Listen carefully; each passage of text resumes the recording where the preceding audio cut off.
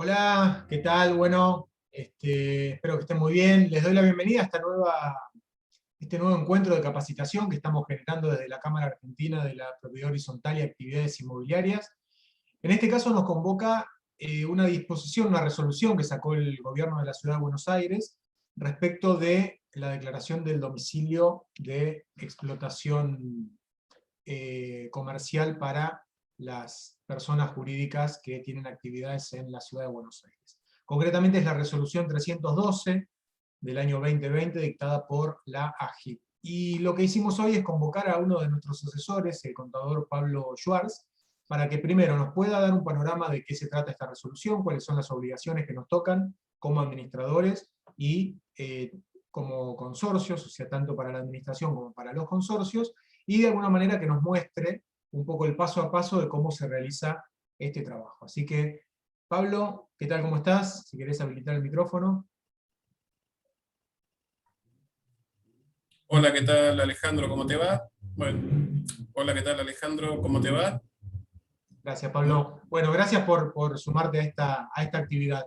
Te hago algunas preguntas, Pablo, respecto de esta resolución, como para que nos cuentes un poquito. Primero, ¿quiénes son los sujetos obligados en este caso? bueno, es una resolución que nos genera una obligación adicional a todas las que ya tenemos, que llegan momentos de pandemia, cuando esto no debería suceder, pero bueno, tenemos la obligación de cumplimentarlo porque si no tenemos sanciones que son varias. Entonces, ¿quiénes son los sujetos obligados? Es un universo bastante amplio de sujetos obligados. La disposición que vos bien nombraste antes obliga a cumplir con esta nueva obligación a todos aquellos contribuyentes del impuesto sobre los ingresos brutos en el ámbito de la Ciudad de Buenos Aires, ya sea que estén en el régimen simplificado o bien en el régimen general. También son sujetos obligados aquellos contribuyentes de convenio multilateral que tengan algún domicilio de explotación en Ciudad de Buenos Aires. Y también, según esta normativa, son sujetos obligados aquellos contribuyentes exentos del impuesto sobre los ingresos brutos. Todo ese universo queda obligado a cumplir con esta nueva normativa. Ahora bien, ¿cómo impacta esto en nuestra actividad? Tanto pensando en los administradores de consorcios como en los edificios. Bueno, en los administradores de consorcios van a impactar en todas las administraciones, ya sea personas físicas o personas jurídicas, porque o bien van a estar en el régimen general, o bien van a estar en el régimen simplificado, o bien van a estar en una situación de exento, o bien van a estar en convenio multilateral, con lo que todos los administradores de consorcios van a tener que cumplir con esta obligación. Luego va a impactar en determinados consorcios, no en todos. ¿En quiénes no va a impactar? En aquellos consorcios que no realicen la actividad de alquiler. Quienes no realicen la actividad de alquiler no entran en ninguna de estas cuatro tipologías porque están fuera de lo que es el objeto del impuesto sobre los ingresos brutos. Quienes sí realizan alquiler, y siempre y cuando ese edificio esté situado en el ámbito de la Ciudad de Buenos Aires, va a estar obligado a cumplir con esta normativa. Bien, clarísimo. Y algunas preguntas que nos hicieron los socios consultando por este tema. Eh, por ejemplo, si tiene el trámite algún costo, si hay que pagar alguna especie de oblea, sellado, derecho, algo que hay que pagar en este No, no, trámite. costo por hacer el trámite no hay. Es un trámite que se hace a través de la página web de la AGIP, no genera ningún costo, no es un impuesto que hay que pagar, pero donde sí hay costos, y son bastante altos, es si no cumplimos con esta obligación. O sea, si cumplimos, no hay ningún costo, no perdemos plata, hemos cumplido una obligación más que se nos ha agregado. Dentro de esto, ¿por qué lo hace la AGIP? Para aumentar su fiscalización. La AGIP, por la ley, tiene amplias facultades para investigar, requerir información. Bueno, dentro de esas facultades se circunscribe esta obligación nueva. Si no lo hacemos, ahí vienen los problemas, porque si no lo hacemos, y lo teníamos que haber hecho, por un lado, AGIP nos puede aplicar sanciones económicas por incumplimiento de esta obligación. Pero también la propia normativa dice que hay sanciones en cuanto a que determinados procedimientos que se hacen para con AGIP no se van a poder realizar si uno previamente no cumple con esta obligación. Como por ejemplo, quienes están en el régimen simplificado de ingresos brutos no se van a poder recategorizar si previamente no cumplieron con esta obligación. Quienes tienen que realizar algún tipo de presentación a través del sistema TAD y no hicieron esta registración previa del domicilio, no van a poder hacer ese trámite. Bueno, y así hay una serie de, por ejemplo, otra es que no pueden acceder a planes de pago, moratorias y demás. Así que, aparte de la sanción económica por no cumplirlo, está esta limitación en cuanto a determinados procedimientos que no se van a poder realizar para con el gobierno de la Ciudad de Buenos Aires. Bien, bárbaro. Entonces, para dejarlo claro, solamente en el caso de los consorcios alcanza a aquellos que tengan algún ingreso por alquileres y no van a tener que hacer ningún tipo de trámite los consorcios que solamente realicen la actividad propiamente dicha de consorcio de propietarios, ¿no? Exactamente, así tal cual lo decís, y circunscripto a la Ciudad de Buenos Aires, porque esta es una norma local del gobierno de la ciudad. O sea, un edificio en Vicente López que alquila, si bien alquila, está fuera del ámbito de la Ciudad de Buenos Aires, con lo que obviamente esta norma no le genera ningún tipo de obligación. Genial, bárbaro, clarísimo. Bueno, no sé si hay algo más que quieras aclarar, Pablo, de la cuestión teórica Bueno, hay de que esta tener en resolución, si no podemos... cuenta, tengamos en cuenta la fecha de vencimiento, que ya fue prorrogada una vez. Esto venció originalmente el 31 de marzo, luego fue prorrogado hasta el 31 de mayo. Es probable que se vuelva a prorrogar, ya por antecedentes de este tipo de normas que generan obligaciones nuevas, suelen ser prorrogadas, pero tampoco podemos, yo recomiendo no dejemos todo para el último día, porque si no hay prórroga, vamos a tener que cargar un montón de datos en muy poco tiempo. Entonces, si, como igual estamos obligados, si podemos hacerlo, ir a hacerlo con tiempo y no dejarlo para el final a la espera de una eventual prórroga. Además, Bien, porque como suele pasar tanto con este sistema de AGIP como con cualquier otra cosa que se hace online, cuando entra mucha carga de datos y de personas simultáneamente en poco tiempo, los sistemas suelen colapsar o andar lento. Entonces, si un administrador tiene, dentro de su cartera, tiene, no sé, 100 edificios, de los cuales en 25 hay alquileres, le va a llevar un tiempito. Entonces, la recomendación es no dejarlo para los últimos días. Amén de que tal vez surja una nueva prórroga. alguna prórroga. Fantástico. Bueno, Pablo, si te parece, podemos ver en la práctica cómo se hace este trámite, cómo se ingresa, cómo se carga. Bien, bueno, vamos a mostrar cómo hacerlo entonces. El trámite en sí es bastante sencillo, pero ya les digo, si tienen varias cantidades de consorcios obligados, va a llevar un tiempo. Entonces, vamos a mostrar cómo se hace todo esto en la práctica para cumplir con esta obligación y no caer en incumplimientos, ni que se le generen trabas a distintos trámites que se hacen con el gobierno de la ciudad. Voy a compartir ahí la pantalla. Confirmame por favor, Alejandro, si se está viendo correctamente. Sí, ahí estamos viendo la pantalla de inicio de AGIP. Bueno, esta es la página de la AGIP, www.agip.gov.ar. Aquí en el margen derecho, arriba de todo, dice ingreso con clave ciudad. Para poder entrar acá, tienen que tener previamente generada su clave ciudad, que para quienes no lo conocen es lo mismo que la clave de AFIP, la clave fiscal de AFIP, pero otorgada por el gobierno de la ciudad. Entonces, vamos a entrar con mi clave. Ponemos número de equity clave, ingresamos, y lo que vemos acá en pantalla es el menú original, inicial, cuando entramos con quit y clave ciudad. Acá vamos a ver, esto funciona de la misma manera que en AFIP, tanto para la persona física como para los consorcios que son representados por esa persona física, se entra con la misma clave. Entonces, vamos a ver los datos nuestros y los datos de los consorcios que administramos y desplegamos este menú. Supongamos que lo voy a hacer para mí, que yo soy administrador de consorcios, ¿no? Supongamos que soy administrador de consorcios, entonces voy a cumplir con esta obligación para mí como persona física. Y recuerden que si quieren hacerlo para los consorcios que administran, despliegan este menú y van buscando cada uno de los consorcios. Esta aplicación a través de la cual se cumplimenta la obligación ya viene por defecto, no hay que descargarla, ya está acá abajo de todo. Registro de domicilios de explotación, no es como en AFIP, que por ejemplo hay que ir al administrador de relaciones y descargarlo, ya aparece solita por defecto. La buscamos, está por orden alfabético, vamos a registro de domicilios de explotación, y ahí se nos abre la siguiente ventana, que pide determinados datos, que no son muchos, pero recomendamos tenerlos previamente a la vista para no demorar lo que es la carga. Bueno, el primer dato que pide, y que es obligatorio, es el número de partida inmobiliaria. ¿El número de partida inmobiliaria de qué? Del domicilio donde el contribuyente realiza la explotación. Para el caso de los administradores de consorcios, será el domicilio de la administración del consorcio o el domicilio particular, si es que el administrador realiza su actividad desde su domicilio.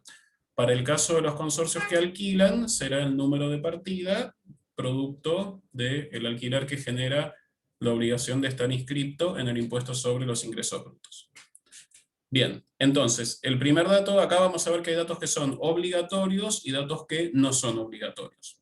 El número de partida es un dato de índole obligatoria. Entonces, vamos a ver, completamos con un ejemplo.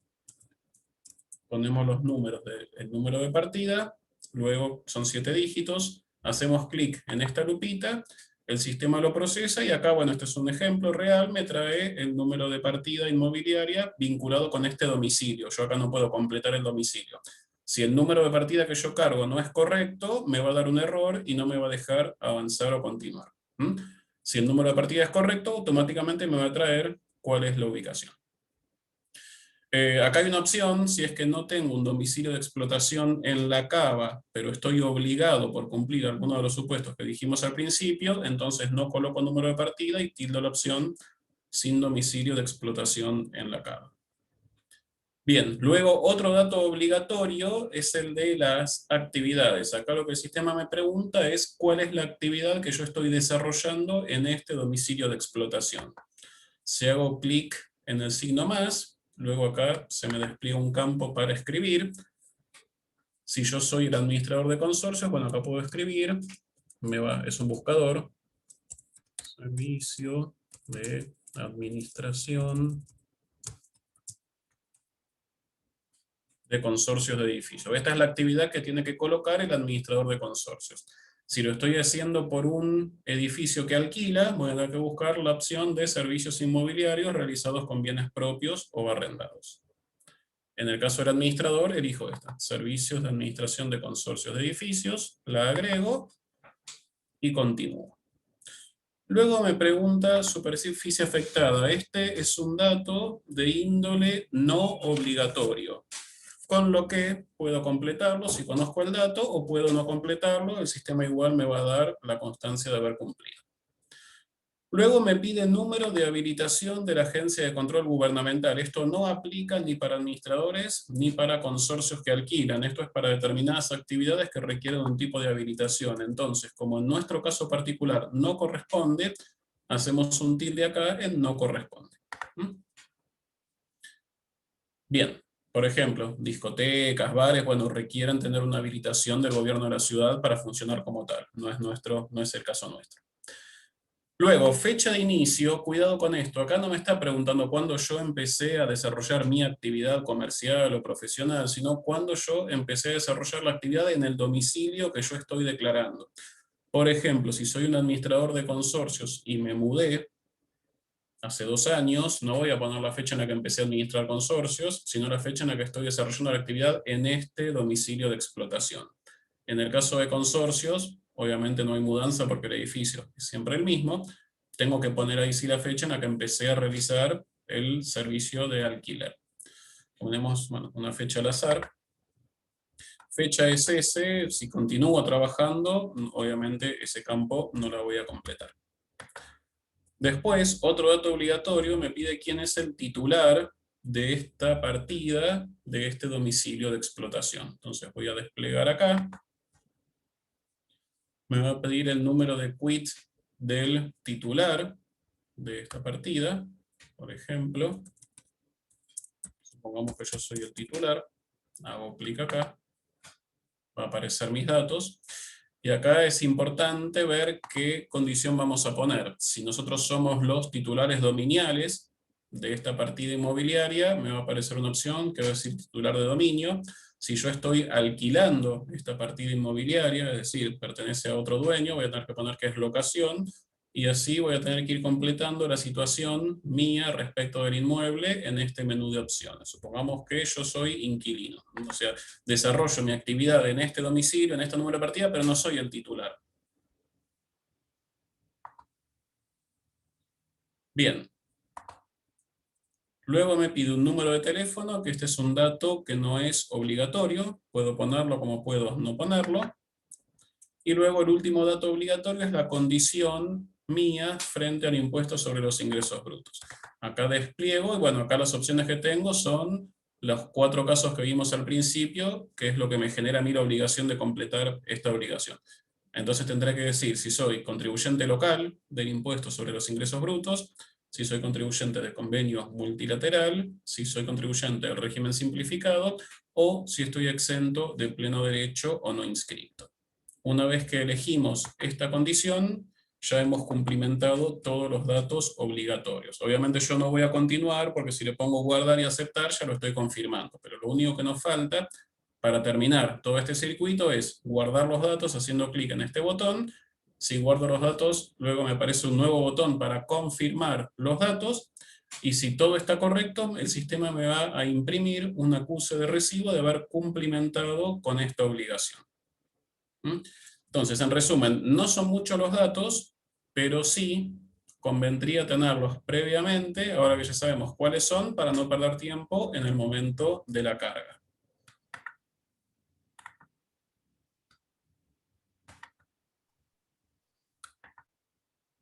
Bien. Y Bien, Pablo, voy a dejar de compartir la pantalla, así volvemos a la charla. bien, bien, clarísimo. Ahí comentabas respecto del tema de la partida de ABL, donde hay que informar el número de partida del domicilio de explotación. En el caso de que vos comentabas que fuera una unidad funcional la que está generando el alquiler, como por ejemplo puede ser un local que sea propiedad del consorcio, se ingresa ese número de partida. En los casos donde sea un espacio común, como por ejemplo puede ser una medianera, una terraza, en algunos casos donde se alquila la portería, ¿qué datos se ingresa en ese campo?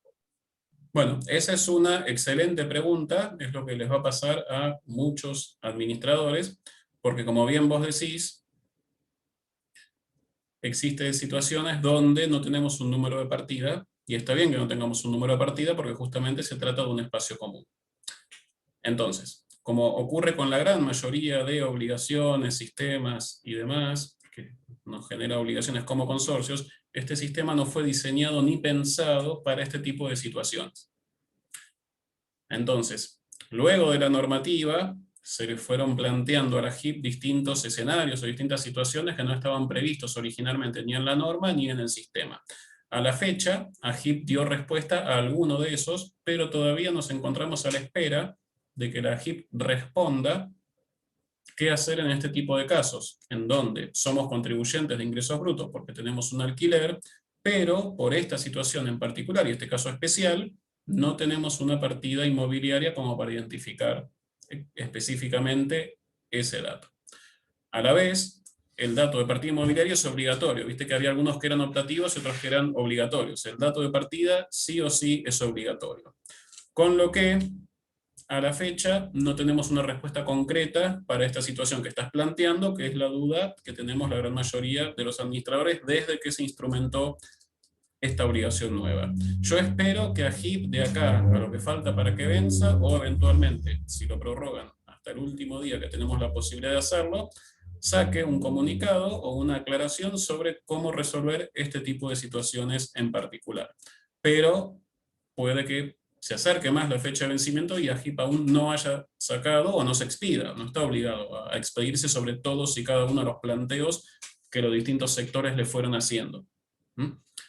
Entonces, bueno, hay administradores que me han planteado la posibilidad de colocar algún número de partida, por ejemplo, de una unidad de ese edificio que alquila, más allá de que esa no sea la unidad en cuestión.